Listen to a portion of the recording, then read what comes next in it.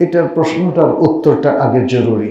তিনি কি অজুর ধারাবাহিকতা বজায় রাখছেন না এই জন্যে যে দত্তরি আমরা যেমন ইচ্ছে তেমন করব, তাহলে তার অজু হবে না।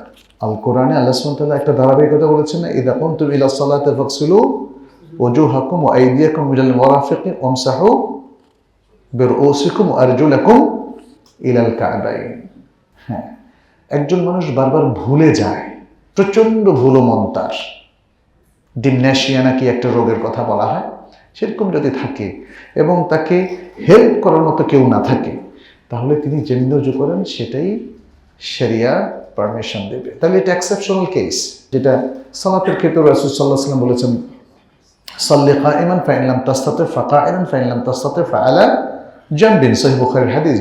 দাঁড়িয়ে সালাত আদায় করো, ফরজ সালাতের ক্ষেত্রে বলা হচ্ছে, যদি না পারো তাহলে বসে পড়ো, যদি না পারো তাহলে শুয়ে পড়ো।